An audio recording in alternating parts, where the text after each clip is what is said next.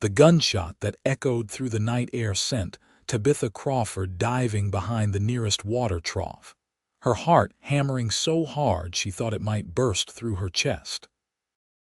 It was the summer of 1878, and Parowan, Utah had been relatively quiet until tonight when three drunken men decided to shoot at the stars while whooping like wild animals. For most people in town, this was just another rowdy Saturday evening. For Tabitha, every gunshot was a nightmare made real, dragging her back to a memory she could never fully escape. Her hands shook as she pressed them against the rough wood of the trough, trying to steady her breathing. The darkness around her seemed to press in from all sides, suffocating and absolute. She squeezed her eyes shut, but that only made it worse. Behind her closed lids, she saw the cabin burning, heard her father's last words telling her to run, felt the terror of hiding in the root cellar while bandits ransacked everything above her head. That had been 3 years ago, hundreds of miles east in Colorado, but the fear lived in her bones as fresh as yesterday. "Miss, you all right there?" A deep voice broke through her panic. Tabitha's eyes flew open to see a tall figure standing a few feet away, silhouetted against the lamplight spilling from the saloon across the street. Her first instinct was to run, but her legs would not cooperate. The man took a slow step closer, and she could see him better now. He was broad-shouldered and wore a dusty hat tilted back on his head, revealing dark hair and eyes that held genuine concern. He held his hands out to his sides, palms open, showing he meant no harm. "Those boys with their guns spooked you pretty good," he said gently. "Name's Quincy Xavier. I work the ranch just outside town. You look like you could use some help getting wherever you're headed." Tabitha tried to speak, but her throat had closed up. She managed a small nod instead. "Can you stand?" Quincy asked, keeping his voice low and calm. She pushed herself up on shaking legs, grateful when he did not try to touch her or move too close. Most men in town had learned to give Tabitha Crawford a wide berth. The school teacher who jumped at loud noises, who could not abide darkness, who sometimes froze in the middle of conversations when something triggered a memory only she could see. They whispered about her being damaged, broken, too fragile for this harsh frontier life. "I live above the schoolhouse," Tabitha finally managed to say, her voice barely above a whisper. "It's just 2 streets over." "Then let me walk you there," Quincy said. "Those fools are still carrying on, and it does not look like they'll settle down anytime soon." Another shot rang out, followed by raucous laughter. Tabitha flinched violently, and before she knew what was happening, Quincy had positioned himself between her and the source of the noise. He did not grab her or crowd her space, but his presence created a barrier, a shield between her and the thing that frightened her. "It's all right," he said. "Just drunk cowboys being stupid. Sheriff will round them up soon enough. But until then, how about we get you home?" They walked slowly through the darkened streets of Parowan, Quincy matching his longer stride to her shorter one. He kept talking in that same calm, steady voice, filling the silence with observations about the clear night sky, the way the summer heat still radiated from the packed earth beneath their feet, the distant sound of a piano playing in one of the saloons. Tabitha found herself focusing on his voice, using it as an anchor to pull herself back from the edge of panic. By the time they reached the schoolhouse, her breathing had almost returned to normal. "Thank you," she said as they stopped at the base of the external staircase that led to her small apartment above the classroom. "You did not have to do that." "Maybe not," Quincy agreed, "but I wanted to. You take care now, Miss Crawford." He touched the brim of his hat and turned to leave. Tabitha watched him go, wondering how he knew her name when she had never seen him before in her life. Then again, Parowan was a small town. Everyone knew everyone eventually, She climbed the stairs slowly, her legs still unsteady. Once inside, she lit every lamp she owned, chasing away the shadows until her small space glowed bright enough to be seen from the street below. Only then did she allow herself to sink into the rocking chair by the window and let the tears come. The next morning dawned hot and clear, the way summer days always did in southern Utah. Tabitha woke early, as she always did, and prepared for another day of teaching the town's children their letters and numbers. She loved her work, loved the way the children looked at her with trust and eagerness. They did not see her fears or her scars, only a teacher who reads stories with different voices and made arithmetic into a game. She was sweeping the front steps when a wagon pulled up, and Quincy Xavier climbed down from the driver's seat. In the bright light of day, she could see him more clearly. He was perhaps 25 or 26, with sun-bronzed skin and the lean, muscled build of someone who worked hard for a living. His dark eyes met hers with the same gentle concern she remembered from the night before. "Morning, Miss Crawford," he said. "I brought something for you."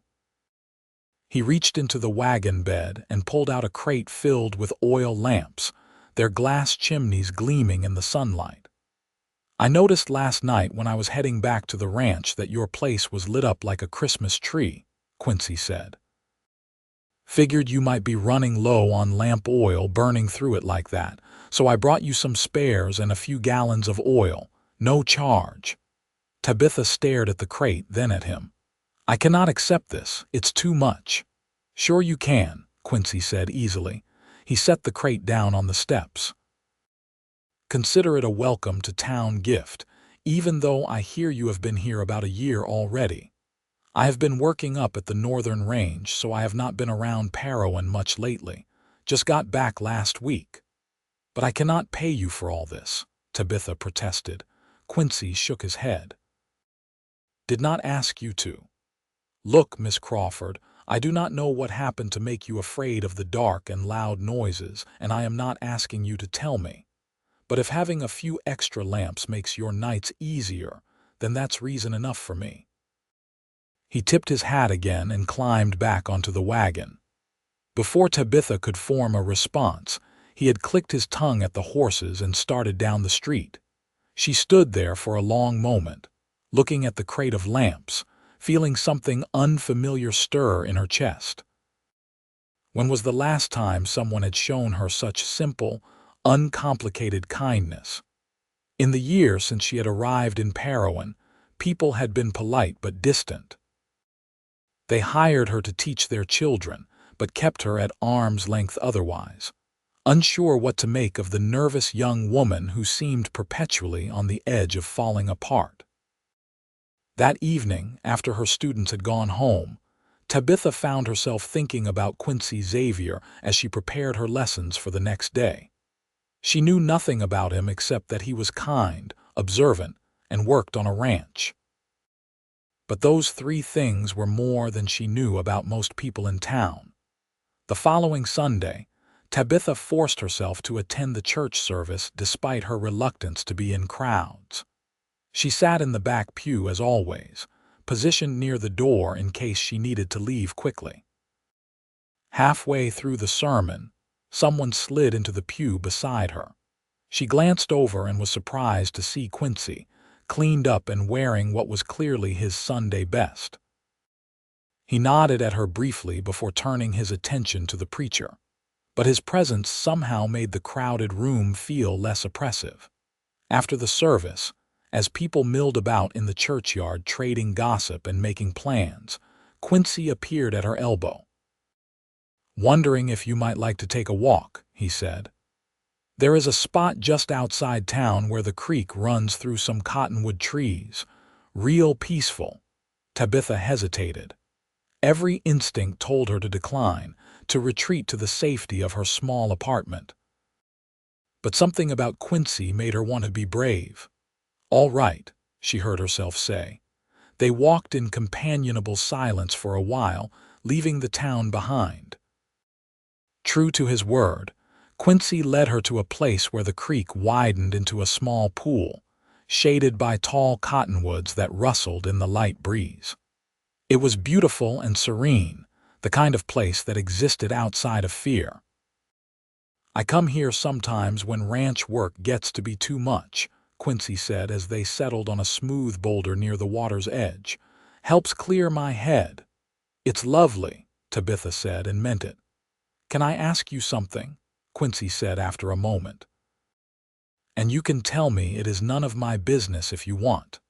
Tabitha tensed but nodded. "Have you always been afraid, or did something happen to make you that way?" Most people either ignored her fears or treated them as a character flaw, something she should simply overcome through willpower. No one had ever asked her so directly or with such genuine curiosity. "Something happened," Tabitha said quietly. She found herself wanting to tell him, this stranger who had shown her more kindness in a few days than most people had in a year. 3 years ago, my father and I lived in a small cabin in Colorado. My mother had died when I was young, so it was just the two of us. One night, bandits came. They wanted money, supplies, anything of value. My father told me to hide in the root cellar. I did. I heard them arguing with him, heard the gunshots, heard them set fire to the cabin. I stayed hidden underground for 2 days, too terrified to come out. By the time I finally emerged, there was nothing left but ashes and my father's grave, dug by a neighbor who had seen the smoke." She paused, surprised at how the words had poured out of her. She had never told anyone the full story before. "I was 20 years old and completely alone," she continued.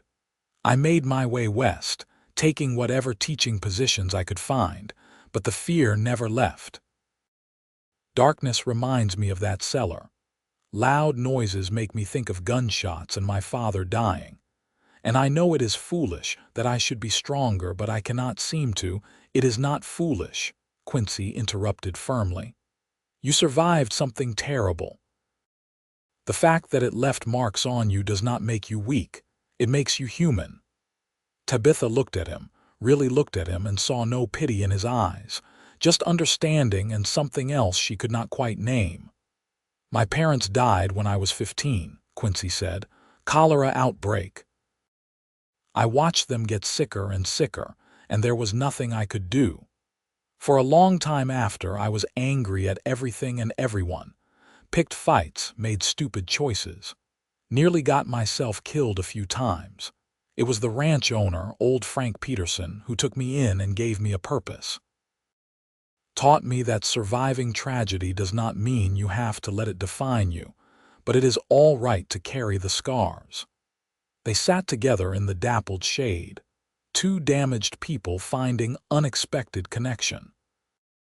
For the first time since that terrible night in Colorado, Tabitha did not feel quite so alone.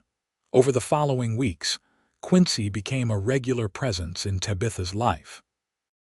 He would stop by the schoolhouse with small gifts, fresh vegetables from the ranch garden, a book he thought she might enjoy, a new lamp chimney to replace one that had cracked.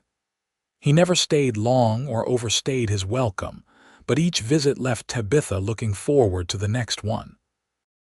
They developed a routine of Sunday walks after church, exploring the areas around Parowan. Quincy showed her hidden springs and rock formations, places where wildflowers grew in impossible profusion despite the harsh desert climate. He talked about his work on the Peterson ranch, the horses he was training, the cattle they would be driving to market in the fall. Tabitha found herself talking more than she had in years, sharing stories about her students, her childhood with her father, her dreams of maybe writing a book someday about the frontier and the people who lived there. Quincy listened with genuine interest, asking questions and remembering details she mentioned in passing. One evening in late July, as the sun was setting in a blaze of orange and gold, Quincy arrived at the schoolhouse looking troubled. "There is going to be a dance next Saturday," he said without preamble. "Town social happens every summer. I was wondering if you might consider going. With me." Tabitha's immediate reaction was to refuse. Crowds, noise, darkness once the lamps were dimmed for the evening, all the things that frightened her most. "I know it is asking a lot," Quincy continued quickly, "but I will be with you the whole time. We can stand near the door so you can leave if you need to. And I will make sure no one bumps into you or crowds you. I just thought maybe it would be nice to do something normal together, something that is not about fear or the past." Tabitha looked at his earnest face and felt something shift inside her. He was right. She had been letting fear rule her life for 3 years. Maybe it was time to try taking it back, even if just for one evening. "All right," she said, her voice steadier than she felt. "I will go with you." Quincy's face broke into a wide smile. "Really? That is wonderful. I promise I will take care of you." "I know you will," Tabitha said, and realized she meant it. The week leading up to the dance crawled by. Tabitha found herself anxious and excited in equal measure. She had one nice dress, a blue cotton one with white trim that she had been saving for a special occasion. She aired it out, pressed it carefully, and tried not to think too hard about what this evening might mean. The other women in town had noticed Quincy's attention to their schoolteacher. Some were kind about it, offering Tabitha advice on hairstyles and complimenting her dress when they caught glimpses of it hanging to air.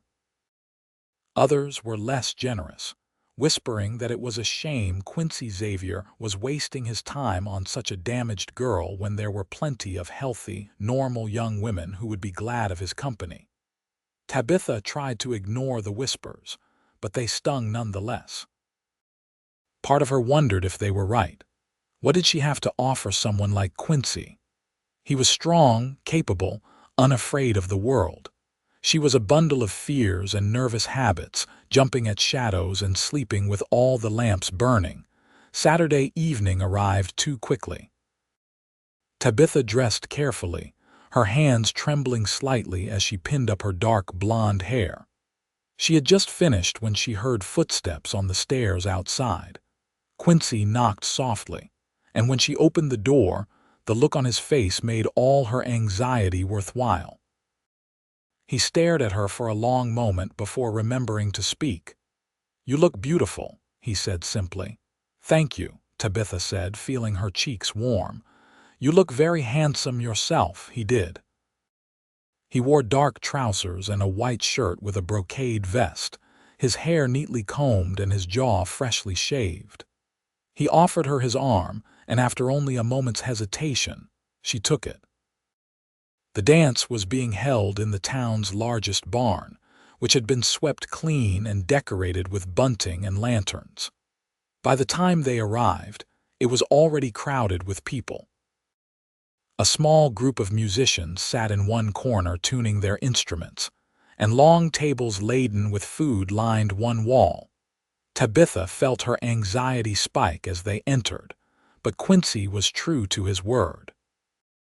He guided her to a spot near the door where they could observe without being in the thick of the crowd. He fetched her a cup of lemonade and stood close enough that she could feel the solid warmth of his presence.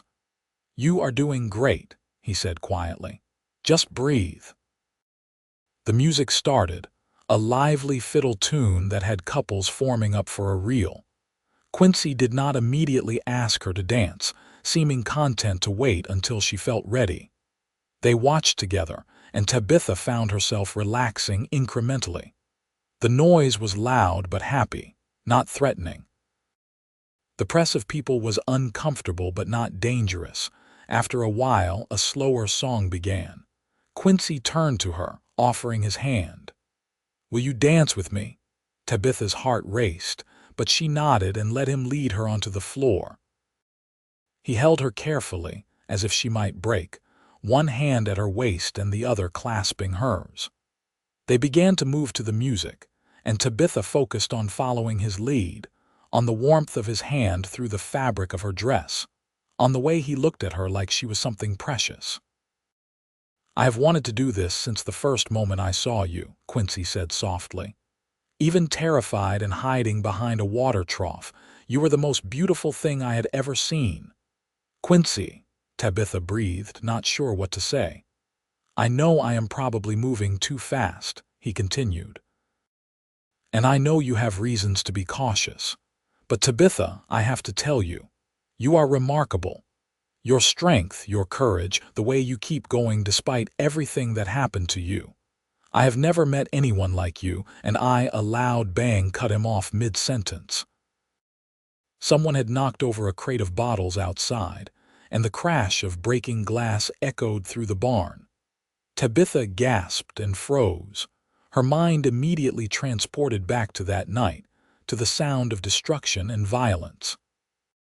Her vision tunneled and she could not breathe, could not think, could not. Tabitha, Tabitha, look at me. Quincy's voice cut through the panic. His hands cupped her face gently, turning her to look at him. You are safe. It was just some bottles breaking. You are here with me in Parowan and you are safe. She stared into his eyes, using them as an anchor. Slowly, so slowly, the present came back into focus. She became aware of people staring, of whispers starting to circulate. I need to leave, she said urgently. Please, I need. Of course, Quincy said immediately. He kept one arm around her as he guided her through the crowd and out into the night.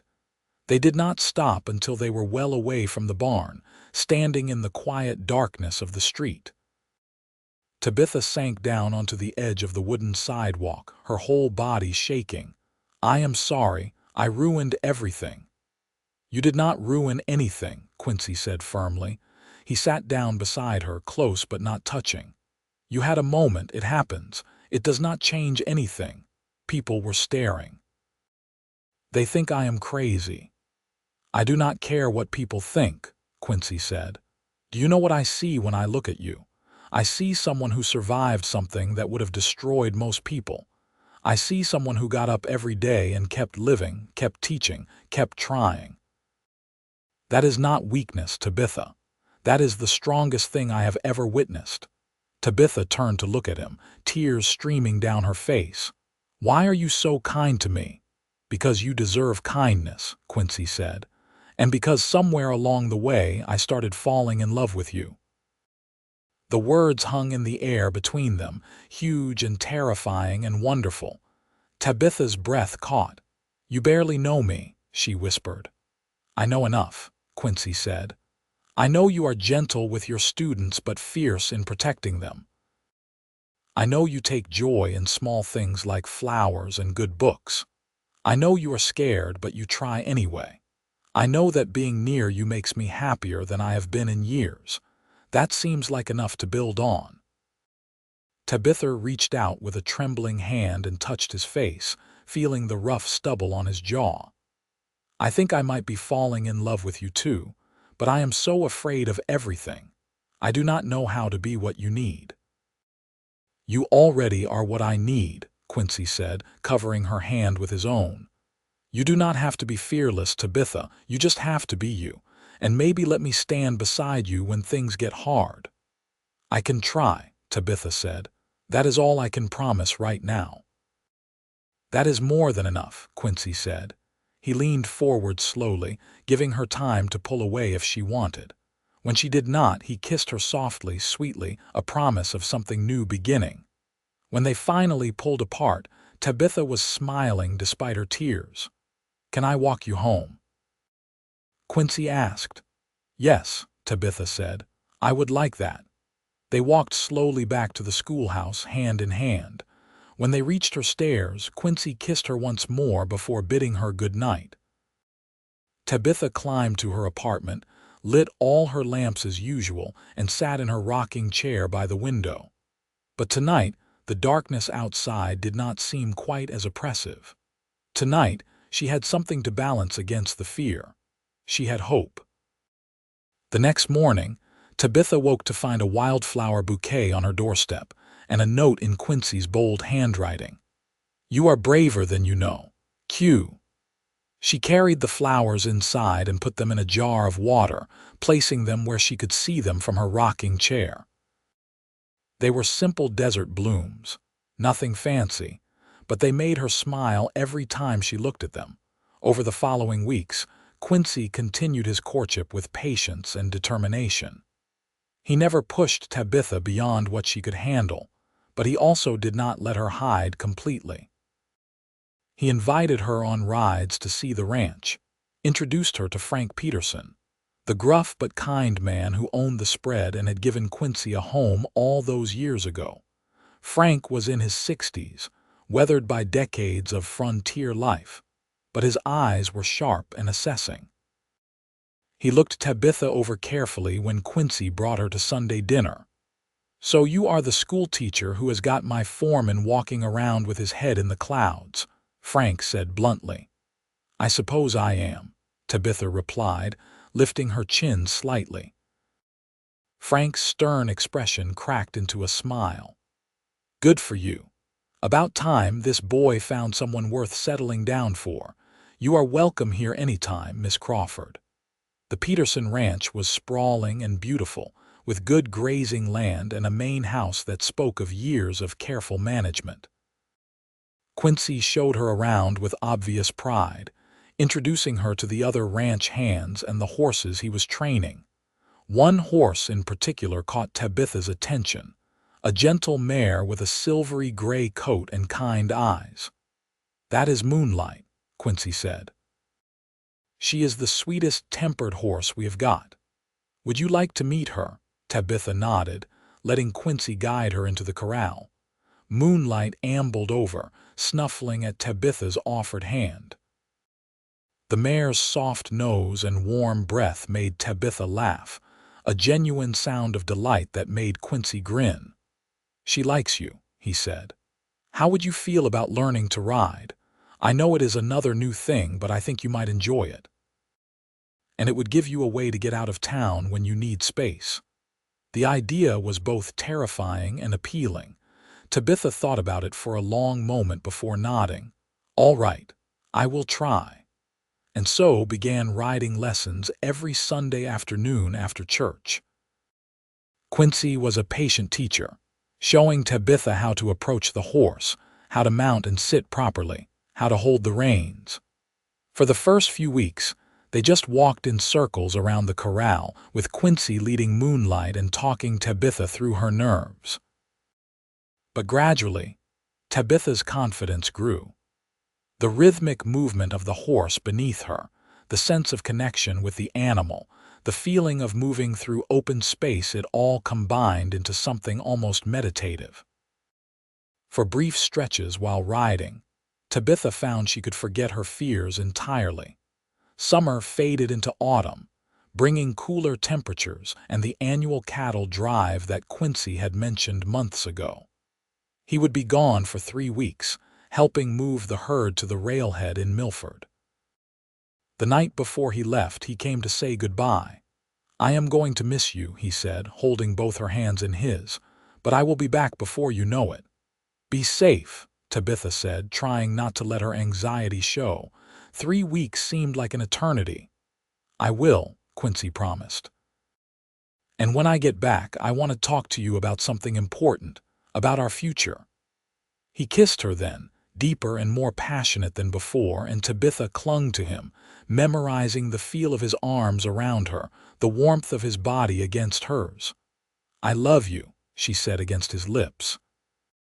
It was the first time she had spoken the words aloud, and they felt both terrifying and liberating. "I love you too," Quincy said. "More than I knew it was possible to love someone. Hold on to that while I am gone." The 3 weeks of his absence dragged by slowly. Tabitha threw herself into teaching, preparing her students for the winter term. But every night, sitting in her lamp-lit apartment, she thought about Quincy and wondered what he wanted to talk about when he returned. She had her suspicions, of course. They had been courting seriously for months now, and the way he looked at her left little doubt about his intentions. The question was whether she was ready. Marriage meant sharing a life, sharing a bed, trusting someone completely. Could she do that? Could she let herself be that vulnerable? The night before Quincy was due back, Tabitha had a nightmare worse than any in months. She woke up screaming, tangled in her sheets, certain she could smell smoke. It took nearly an hour for her to calm down, to convince herself that there was no fire, that she was safe. But the nightmare had shaken her. What if she could never fully heal? What if her fears and damaged mind made her a burden to Quincy rather than a partner? The thoughts spiraled through her head until dawn, leaving her exhausted and uncertain. Quincy arrived back in Parowan on a Tuesday afternoon, dusty and tired from the long cattle drive, but grinning when he saw Tabitha waiting outside the schoolhouse. He dismounted and swept her into his arms, spinning her around despite the shocked looks from some of the townspeople. "I missed you so much," he said, setting her down but keeping his arms around her. "I missed you too," Tabitha said, and it was true. The town had felt empty without him. "Walk with me," Quincy asked. "I know you have teaching in the morning, but I need to talk to you." They walked to their spot by the creek, even though the autumn evening was cool and the cottonwood trees had lost most of their leaves. Quincy spread his coat on the boulder for Tabitha to sit on before settling beside her. "I did a lot of thinking on the drive," he said. "About you, about us, about what I want from life. And I realized something. I have been trying to move at your pace, to be patient and let you heal in your own time. But I also realized that I need to be clear about what I want, so you can make an informed choice." He took both her hands in his, looking directly into her eyes. "Tabitha Crawford, I want to marry you. I want to build a life together, have children if we are blessed with them, grow old watching sunsets like this one. I want to be the person you turn to when you are scared, and I want you to be the person I come home to at the end of every day. But I need to know if that is something you can want too, even with all your fears and the hard days that come with them." Tabitha's heart raced. This was the moment she had been anticipating and dreading in equal measure. "I want those things," she said slowly. "But Quincy, I am so broken. I have nightmares. I need the lamps burning all night. Loud noises terrify me. There are days when just leaving my apartment feels impossible."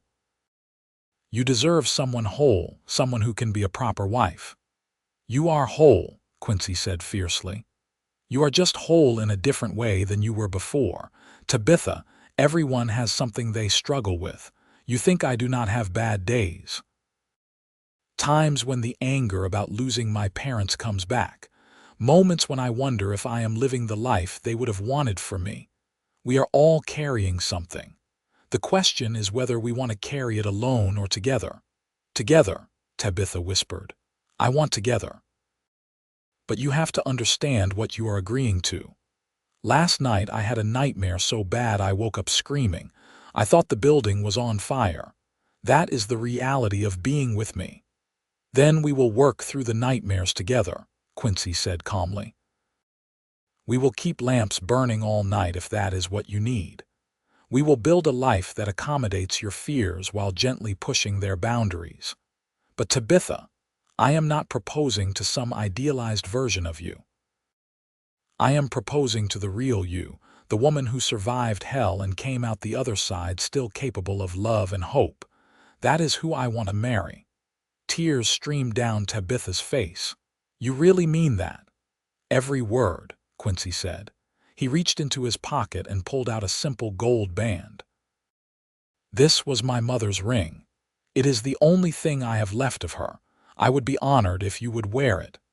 Tabitha looked at the ring, gleaming softly in the fading light. It was a tangible symbol of everything Quincy was offering her: a future, a family, a chance at happiness despite the darkness she carried. "Yes," she said, her voice growing stronger. "Yes, I will marry you." Quincy slipped the ring onto her finger and it fit perfectly.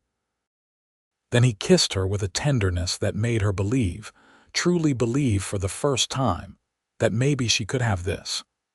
Maybe she could have love and safety, and all the things she thought she had lost that terrible night in Colorado. They were married a month later in the small church in Parowan, with most of the town in attendance. Tabitha wore a cream-colored dress that one of the kind women in town had helped her alter, and she carried a bouquet of dried wildflowers. Quincy stood at the front of the church looking nervous and proud in equal measure, with Frank Peterson standing up as his best man. When Tabitha walked down the aisle on the arm of the school board president, since she had no father to give her away, she felt the familiar prickle of anxiety at being the center of attention. But then she looked at Quincy, at the love and certainty in his eyes, and the fear receded. The ceremony was simple but heartfelt. When the preacher pronounced them man and wife, Quincy kissed her sweetly, and the whole church erupted in applause. For that moment, Tabitha felt nothing but joy. The challenge came that night. Quincy had built a small addition onto his cabin on the Peterson ranch, creating a proper bedroom for them to share. He had installed extra lamps and made sure there was plenty of oil, but Tabitha still felt anxiety creeping in as darkness fell. Quincy seemed to sense her growing panic. "How about we light all the lamps?" he suggested gently. "And we can just talk for a while. There is no rush for anything else." They lay together in the bed fully clothed, with every lamp burning bright. Quincy held her hand and told her stories about the ranch, about growing up there, about his hopes for the future. Gradually, Tabitha relaxed into the sound of his voice, the warmth of his presence beside her. "Thank you for being patient with me," she said quietly. "Always," Quincy replied. "We have got the rest of our lives, Tabitha. We will take it one day at a time." Eventually, they did consummate their marriage, and it was gentle and sweet and everything Tabitha had hoped for. Quincy was careful with her, attentive to her comfort, never pushing beyond what she could handle. And afterwards, as she lay in his arms with the lamps still burning bright, Tabitha felt a peace she had not known in years. The first months of marriage were an adjustment for both of them. Tabitha had to learn to share her space and her life with another person, while Quincy had to learn the specific contours of her fears and how best to help when she was struggling. There were difficult days when Tabitha could not leave the house, when even the sound of Quincy's boots on the wooden floor made her flinch. But there were also good days, increasingly more of them, when she felt almost normal. Frank Peterson took to Tabitha immediately, treating her like the daughter he had never had. He enjoyed having her around the ranch, appreciated the way she brought light and laughter to the place. He started inviting them to Sunday dinners regularly, and Tabitha found herself relaxing into this new family she had found.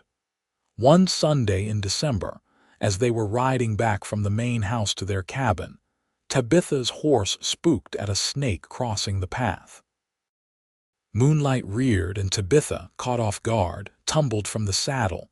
She hit the ground hard, knocking the wind out of her lungs. For a terrible moment she was back in the burning cabin, choking on smoke, unable to breathe. She curled into a ball, gasping and panicking. Then Quincy was there, his hands on her shoulders. "Tabitha, breathe. You are all right. You just got the wind knocked out. Breathe with me." He demonstrated, taking slow, exaggerated breaths until Tabitha could match his rhythm. Gradually, her lungs started working again and the present came back into focus. "That is it," Quincy encouraged. "You are doing great. Can you sit up?" With his help, Tabitha managed to sit upright. Nothing seemed to be broken, just bruised. But the panic attack had left her shaking and exhausted. Quincy gathered her into his arms and just held her, right there in the middle of the path, until she stopped trembling. "You are safe," he murmured. "I have got you." "I hate this," Tabitha said through her tears. "I hate being like this. I just want to be normal." "You are normal," Quincy said firmly. "Something bad happened to you and you are living with the aftermath. That is a normal response to an abnormal situation, and you are getting better, Tabitha. 6 months ago, falling off a horse would have sent you into a panic for hours. But here you are, already calming down. That is progress. Tabitha leaned into his solid warmth, drawing strength from his certainty. He was right. She was getting better, slowly but surely. The nightmares came less frequently now. She could go whole days without jumping at shadows. And she had Quincy, her anchor in the storm. That winter was hard in other ways. Snow came early and heavy, isolating the ranch for weeks at a time. Tabitha struggled with the long, dark nights, but Quincy was always there, talking her through the anxiety, holding her when the nightmares came, reminding her that spring would return. In February, Tabitha discovered she was pregnant. The news filled her with both joy and terror. How could she be a mother when she was still so damaged herself? What if she passed her fears onto her child? Quincy listened to all her concerns with his usual patience, then took her hands in his. "You are going to be an amazing mother," he said. "You are gentle and kind and strong. Yes, you have fears, but you also know how to be brave despite them, and that is what our child will learn from you." "What if I cannot protect them?" Tabitha whispered. "What if something happens like what happened to me?" "Then we will deal with it together," Quincy said. "But Tabitha, we cannot live our lives in fear of what might happen.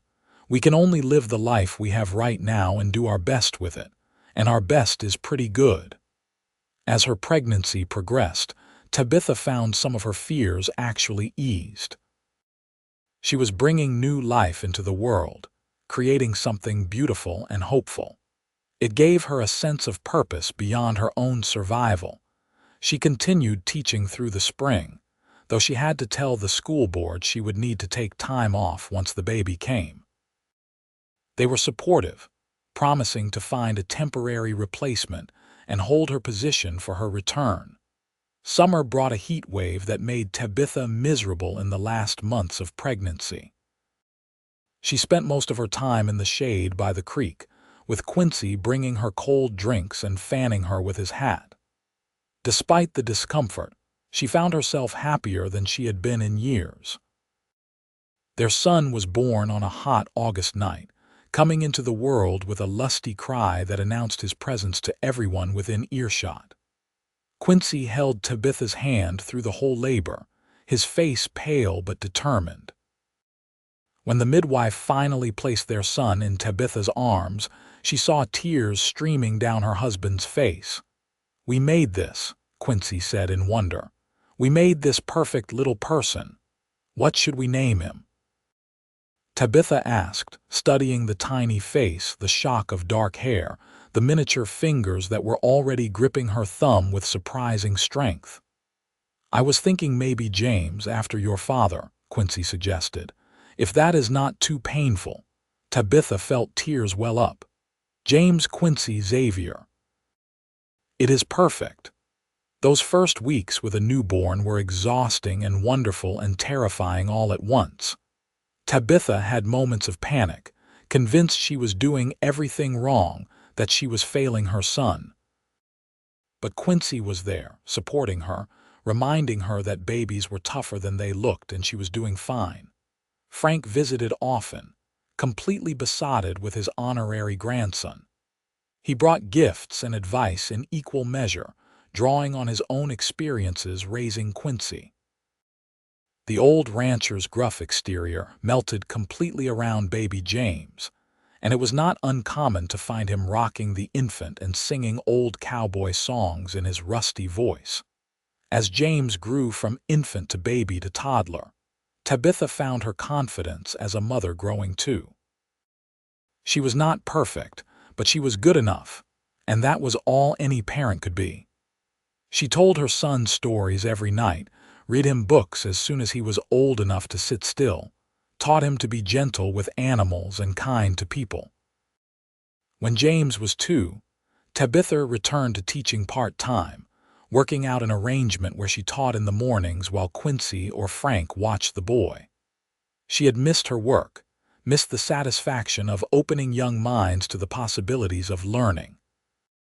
One afternoon in late autumn, when James was 3, Tabitha was walking home from the schoolhouse when she heard shouting. Her first instinct was to freeze, to hide, to let the fear take over. But she had a son now, a child who would learn from her example. So instead, she took a deep breath and investigated. She found 2 of her students in an alley, being harassed by an older boy from one of the outlying ranches. The older boy was trying to take their lunch pails, using his size to intimidate the younger children. Without thinking, Tabitha stepped forward. "That is enough," she said firmly. "Leave them alone." The older boy turned to sneer at her. "Make me." Tabitha drew herself up to her full height, which admittedly was not very impressive, but she channeled every bit of authority she possessed. "I will be speaking to your father about this, Samuel Jenkins, and I imagine he will have some thoughts about his son stealing from younger children. Now go home." Something in her voice must have convinced him she was serious. The boy dropped the lunch pails and slouched away, muttering under his breath. The 2 younger children looked up at Tabitha with hero worship in their eyes. "Thank you, Miss Xavier," they chorused. As Tabitha walked the children home, ensuring they were safe, she realized something profound. She had just confronted a situation that would have sent her into a panic attack 2 years ago. But now, with something more important than her own fear to focus on, she had handled it without even thinking. That evening, she told Quincy about the incident. He listened with a growing smile on his face. "You realize what you just did?" he asked. "You faced down a threat without freezing or running. You were amazing." "I suppose I was," Tabitha said, feeling proud of herself. "I did not even think about being scared. I just thought about those children needing help." Quincy pulled her into his arms. "That is my brave wife. I am so proud of you." "I am proud of me too," Tabitha admitted. "For the first time in years, I feel like maybe I really am healing. The fear is still there, probably always will be. But it does not control me anymore." "You did that yourself," Quincy said. "I just walked beside you while you figured it out." "You did more than that," Tabitha corrected. "You made me feel safe enough to try healing. You sheltered me from my fears when they were overwhelming. You gave me space to be broken and time to put myself back together. You made the darkness disappear." Quincy kissed her softly. "We made it disappear together." Over the next few years, life continued its rhythm on the Peterson ranch. Tabitha's confidence grew steadily. She still had bad days, times when the old fears resurfaced, but they were the exception now rather than the rule. She could sleep with just 1 or 2 lamps burning instead of every lamp in the house. Loud noises still made her jump, but she no longer lost herself in panic attacks. She was learning to live with her scars rather than being defined by them. When James was 5, Tabitha became pregnant again. This time, the pregnancy felt less terrifying and more like a natural next step.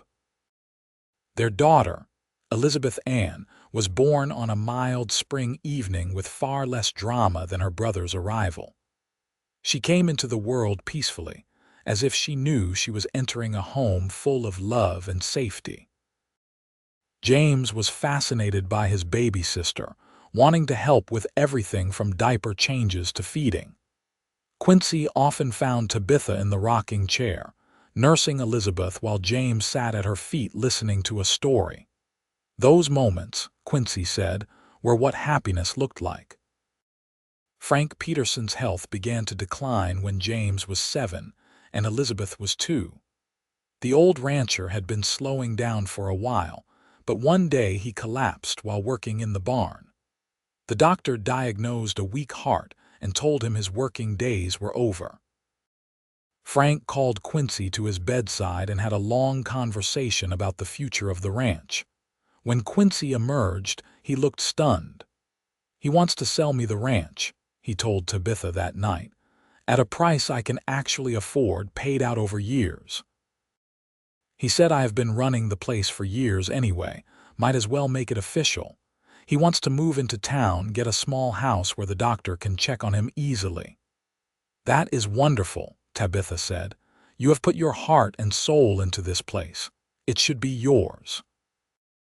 Ours, Quincy corrected. Everything I have is ours. They helped Frank move into a tidy cottage near the church, and he settled into a quieter life with surprising grace. He still visited the ranch often, especially when he wanted to see his honorary grandchildren. James and Elizabeth adored their grandpa Frank and his endless supply of stories about the old days. The Peterson Ranch became the Xavier Ranch, and Quincy poured himself into making it even more successful. Tabitha continued teaching, now in a new schoolhouse that the growing town had built. They hired a young couple to help with the ranch work and the children, and life settled into a comfortable pattern. One evening when Tabitha was 31, 10 years after that first night when she had hidden behind a water trough in terror, she stood outside their expanded cabin watching the sunset. Quincy came up behind her, wrapping his arms around her waist. "What are you thinking about?" he asked. "Everything," Tabitha said.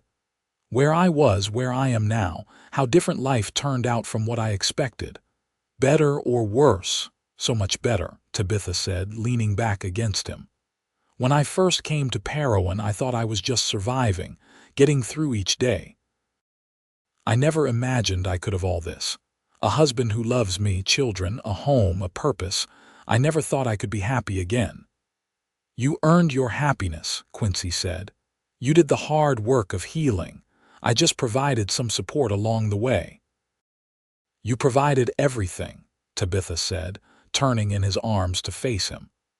"That first night when you found me hiding in terror, you could have walked away. Most people would have. But you saw past the fear to the person underneath. You made me believe I could be more than my trauma."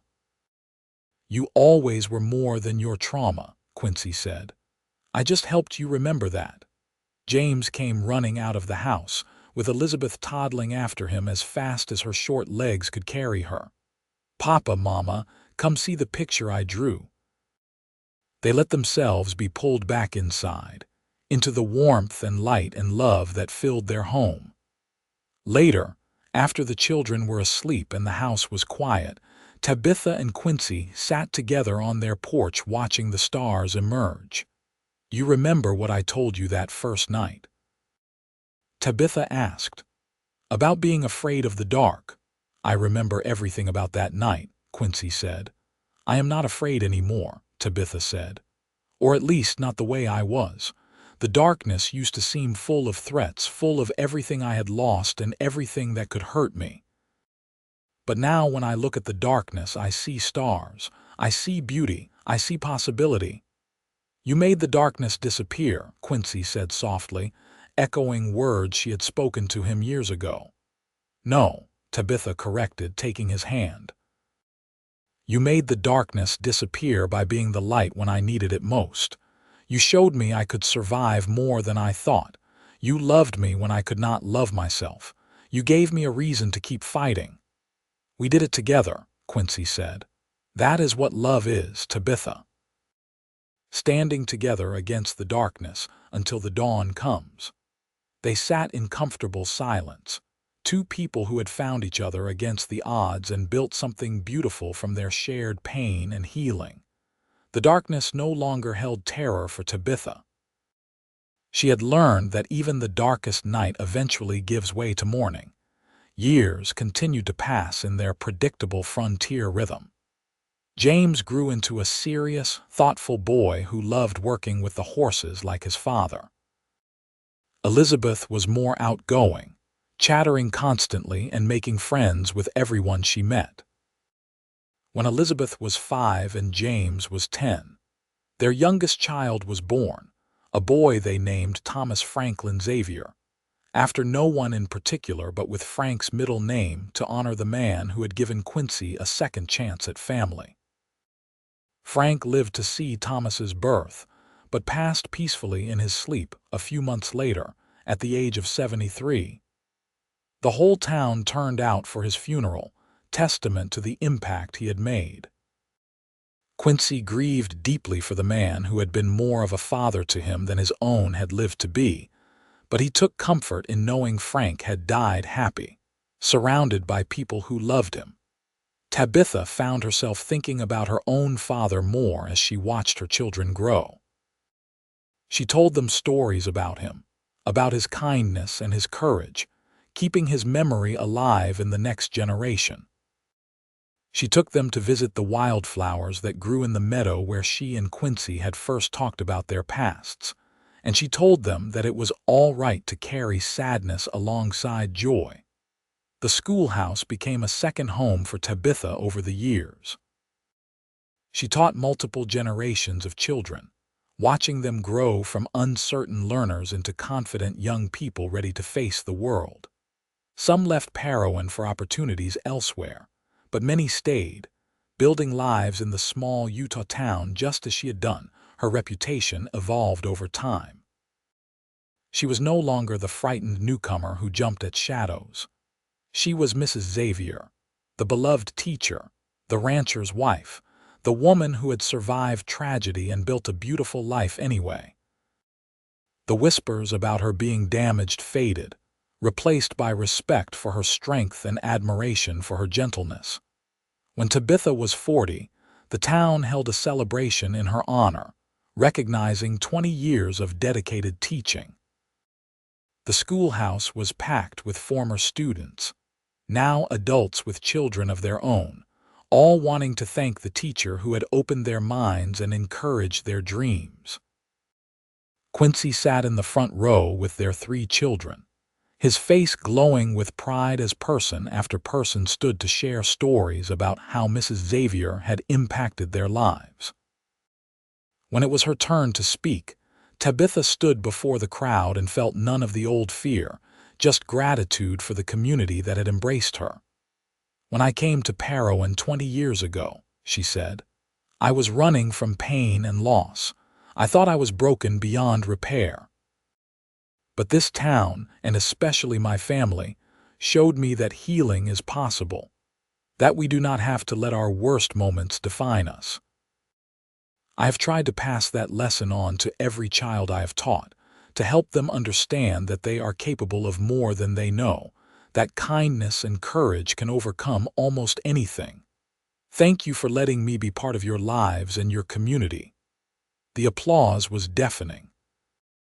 After the formal ceremony ended, people crowded around to shake her hand, to hug her, to introduce their own children who would be starting school soon. Quincy finally rescued her, gently extracting her from the well-wishers with the excuse that they needed to get their youngest home to bed. As they walked through the darkened streets of Parowan, Thomas asleep on Quincy's shoulder and James and Elizabeth chattering about the party, Tabitha felt an overwhelming sense of contentment. This was her life, full and rich and beautiful. The frightened girl hiding behind a water trough felt like a different person, someone from a different lifetime. The ranch continued to prosper under Quincy's management. He had a gift for breeding horses, and the Xavier Ranch became known throughout southern Utah for producing quality stock. James showed signs of inheriting his father's talent, spending every spare moment in the stables learning everything Quincy could teach him. Elizabeth, meanwhile, decided she wanted to be a teacher like her mother. She followed Tabitha to school whenever possible, watching how she conducted lessons, how she handled difficult students, how she made learning feel like an adventure rather than a chore. Tabitha helped her practice letters and numbers, preparing her for the day when she would stand at the front of her own classroom. Thomas was still young enough that his interests changed by the week, but he showed signs of being the most outgoing of the 3 children, friendly and fearless in a way that both charmed and terrified his parents. One autumn evening when Thomas was 6, A violent thunderstorm rolled through the valley. Thunder boomed and lightning cracked, and the rain came down in sheets. Tabitha felt the old fear stirring, the way loud, sudden noises always brought back echoes of gunshots and her father's death. But this time, she had her children to think about. Thomas was frightened of the storm, crying in his room. She went to him, gathering him into her arms and talking him through his fear in a calm, steady voice. "It is all right to be scared," she told him. "Storms are loud and powerful. But we are safe here in our house. The thunder is just noise, it cannot hurt you." "But it is so loud," Thomas whimpered. "I know," Tabitha said. "When I was younger, loud noises scared me too. Want to know how I learned not to be so afraid?" Thomas nodded against her chest. "Your father taught me that being brave does not mean you are never scared. It means you do things even when you are scared. And he taught me that it helps to focus on something else when fear tries to take over. So how about we sing some songs together? We will sing louder than the thunder." She started one of the silly songs she had taught her students over the years, and soon Thomas was singing along. By the time the storm passed, he had forgotten to be frightened, too caught up in making up additional verses to their song. After Thomas had fallen asleep, Tabitha returned to the main room where Quincy was banking the fire for the night. "That was well done," he said. "You were amazing with him." "I learned from the best," Tabitha said, moving into his embrace. "You taught me how to face fear." "I am just passing the lesson along." "I think you have surpassed the teacher," Quincy said. "Look at everything you have built here, Tabitha, not just our family, but the impact you have had on this whole community. You have touched so many lives." "We have built it," Tabitha corrected. "I could not have done any of this without you. You gave me the foundation to build on." They stood together in the lamplight, still as comfortable in each other's presence as they had been in the early days of their marriage. Time had added lines to their faces and silver to their hair, but the love between them had only deepened. As Tabitha stood in Quincy's arms, she thought back to that terrified 23-year-old who had hidden behind a water trough, certain that life would never be good again. If she could speak to that younger self, what would she say? That healing is possible, that love can overcome trauma, that the darkness does not last forever. That sometimes, when you least expect it, someone comes along who sees past your brokenness to the person you are trying to become, and that person's faith in you can light the way out of the darkness. "What are you thinking about?" Quincy asked, recognizing her contemplative expression. "Just how grateful I am," Tabitha said. "For you, for our children, for this life.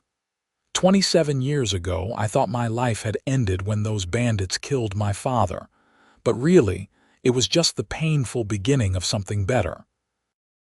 I wish the pain had not been necessary, that I could have found this happiness without first experiencing such loss. But I cannot change the past. I can only be grateful for where it led me." "To Parowan," Quincy said. "To that night when you were hiding behind a water trough." "To you," Tabitha said. "That is where the past led me, to you." Quincy kissed her, sweet and familiar. "I will never stop being grateful that Frank sent me into town that night for supplies. If he had sent anyone else, I would not have been there to meet you." Funny how the smallest decisions can change everything. "Maybe it was not chance," Tabitha mused. "Maybe it was meant to be. You needed someone to save, to help you heal from losing your own parents, and I needed someone strong enough to stand beside me while I fought my way back to life. We found each other at exactly the right moment." They made their way to bed, moving through their nighttime routine with the ease of long practice. Tabitha still kept a lamp burning through the night, though she no longer needed every lamp in the house lit. It was a compromise she had reached with her fear, a way of acknowledging it without letting it rule her life. As she settled into sleep beside her husband, Tabitha sent up a silent prayer of gratitude. For Quincy, for their children, for the home they had built together, for the healing that had come slowly but surely over the years, for the darkness that had finally, truly disappeared, replaced by a life full of light and love and purpose. The years continued their steady march. James, at 18, took over more and more of the ranch's daily operations, working side by side with his father. He had grown into a fine young man, serious and responsible but with his mother's gentle heart. He was courting a girl from a neighboring ranch, and Quincy and Tabitha suspected an engagement would not be far off. Elizabeth, at 15, was already helping at the schoolhouse, serving as an assistant teacher when Tabitha needed someone to work with the younger students. She had her mother's gift for connecting with children and making learning engaging. Tabitha knew that in a few years, Elizabeth would take over the school entirely, and she was content with that natural progression. Thomas, now 11, was still finding his way. He loved the ranch but also had a fascination with the law and justice. He talked about maybe becoming a sheriff someday, or possibly a lawyer if he could get the education for it. Tabitha encouraged his interests, helping him with extra studies in the evenings. On Tabitha and Quincy's 20th wedding anniversary, the whole town threw them a celebration. It was held in the same barn where they had attended that first dance, where Tabitha had panicked at the sound of breaking bottles. This time, she entered the barn confidently, her hand in Quincy's, ready to dance and celebrate without fear. As they moved around the floor to a waltz, Tabitha looked up at her husband's face, seeing the lines that 20 years and a hard-working life had etched there. He was as handsome to her now as he had been at 26, maybe more so because she knew the goodness that lived beneath the surface. "I love you," she said, simple and true. "I love you too," Quincy replied, "more than I did even yesterday and less than I will tomorrow." "That is beautiful." "Where did you hear that?" "Made it up just now," Quincy admitted with a grin. "But it is true. Every day I find new reasons to love you."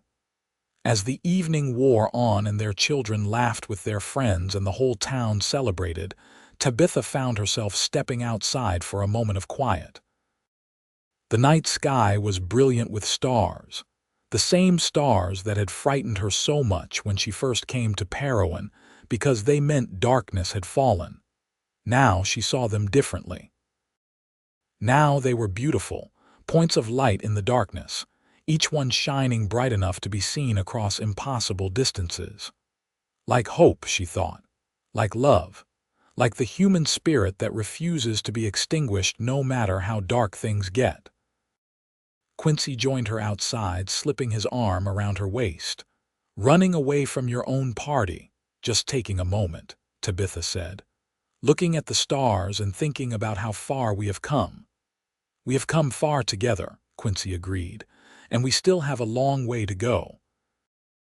"I plan on growing old with you, Tabitha Xavier. I plan on holding your hand when our grandchildren are born, on sitting on our porch in rocking chairs telling stories about the old days, on loving you until my very last breath." "That sounds perfect," Tabitha said, leaning into his warmth. "That sounds exactly right." They stood together under the stars, two people who had found each other in the darkness and built a life in the light. Behind them, music and laughter spilled from the barn. Ahead of them lay unknown years with all their joys and sorrows, triumphs and challenges. But they would face those years together, as they had faced everything else. Tabitha thought about that first night one more time, about the frightened woman hiding behind a water trough, and the kind cowboy who had stopped to help. She thought about all the moments between then and now, the slow, patient work of healing, the gradual building of trust and love. "You made the darkness disappear," she said softly, speaking the words that had lived in her heart for years. Quincy turned her to face him, his hands cupping her face gently. We made it disappear together, love. That is how it works. We stand together against the darkness until it has no choice but to retreat." He kissed her under the stars, a kiss full of promise and memory and hope for all the years still to come. And Tabitha kissed him back, this cowboy who had sheltered her from her fears, who had given her space to heal and time to grow strong, who had loved her through her darkest moments and celebrated her brightest triumphs. The darkness that had haunted her for so long was truly gone now, replaced by a light that shone from within. She had learned that healing was not about forgetting the past or pretending the pain had never happened. It was about integrating those experiences into a larger story, one that included love and joy and family alongside the sorrow. She had learned that being strong did not mean never being afraid. It meant doing the work of living even when fear tried to hold you back. It meant asking for help when you needed it and offering help to others when they needed you. Most of all, she had learned that love, real love, was not about finding someone to complete you. It was about finding someone who would stand beside you while you completed yourself, who would hold up a mirror showing you the strength you could not always see on your own. As they walked back into the barn, hand in hand, ready to rejoin the celebration of their life together, Tabitha felt nothing but gratitude. For the pain that had taught her empathy, for the fear that had taught her courage, for the darkness that had taught her to appreciate the light. But mostly for Quincy, the cowboy who had stopped to help a frightened woman one night in Parowan, Utah, and had somehow seen past the fear to the person she could become. He had given her a gift beyond price, the chance to live again, to love again, to be fully and completely herself without apology or shame. Together, they had built something beautiful from the ashes of their respective tragedies. Together, they had created a family, a home, a legacy that would extend far beyond their own years. And together, they would continue walking into whatever future awaited them, facing both light and darkness with equal courage because they faced it side by side. The music swelled as they entered the barn, and their children rushed over to pull them back onto the dance floor. Tabitha laughed, truly and freely, surrounded by the people she loved most in the world. This was happiness, she thought. This moment, these people, this life they had built together. The frightened girl hiding behind a water trough was still part of her story, would always be part of her story. But she was not the whole story. The whole story included the healing and the growth, the love and the family, the courage that came from having something worth being brave for. As she danced with her husband and her children, as she smiled at the friends and neighbors who had become her community, Tabitha knew with certainty that she had found what everyone searches for: a place to belong, a purpose to pursue, and people to love who loved her in return. The darkness had not won. Against all odds and expectations, the light had won. And it had won because a cowboy with a kind heart had stopped to offer help to a woman in need, and in doing so, had started both of them on a path to healing they could never have walked alone. "Happy anniversary," Quincy whispered in her ear as they swayed to the music. "Happy life," Tabitha whispered back, because that was what they had built together. Not just an anniversary or a marriage, but an entire life, rich and full and worth every difficult step it had taken to achieve. The celebration continued late into the night, with music and dancing and laughter echoing under the stars.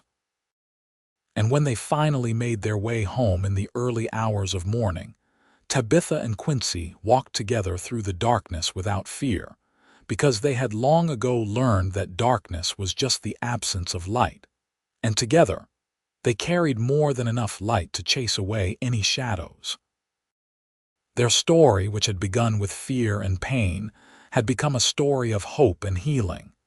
And it was far from over. There were still years ahead, grandchildren to come, new joys to experience and new challenges to overcome. But they would face all of it together. These two people who had found each other at exactly the right moment and had built something lasting and true. In the end, that was what mattered. Not the darkness they had emerged from, but the light they had created together. Not the fears they had faced, but the love that had given them strength to face them. Not the past that had tried to define them, but the future they had chosen to build. And so their story continued, written in the small moments and large milestones of a life well lived. A story of a cowboy who sheltered a woman from her fears, and a woman who found the courage to let herself be sheltered. A story of two broken people who had healed each other through the simple act of standing side by side, day after day, year after year, until the darkness disappeared and only the light remained. It was a story worth telling, worth living, worth remembering.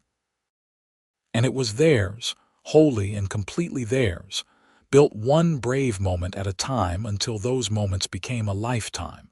As they finally climbed into bed that night, exhausted but happy, Tabitha spoke one last time the words that had defined their journey together. "You made the darkness disappear." And Quincy, holding her close as he had done for 20 years and would continue to do for all the years remaining to them, whispered back the truth they had both learned. "We did it together, my love. We always did it together." In the lamplight of their bedroom, in the home they had built on the foundation of patience and understanding and love, two people drifted into peaceful sleep. Outside, the Utah night stretched wide and dark, but inside, there was only light and warmth and the steady presence of love that had conquered fear. The cowboy had sheltered the woman from her fears, and in doing so had found his own salvation. The woman had learned to be brave, and in doing so had discovered that she had always been stronger than she knew. Together, they had created something beautiful and lasting, a testament to the power of love to heal even the deepest wounds. Their story, born in darkness but lived in light, would continue for many years to come. But this chapter, the chapter of overcoming and healing and finding happiness despite the odds, had reached its perfect conclusion. They had fought for their happiness and won it together. And that, in the end, was everything that mattered.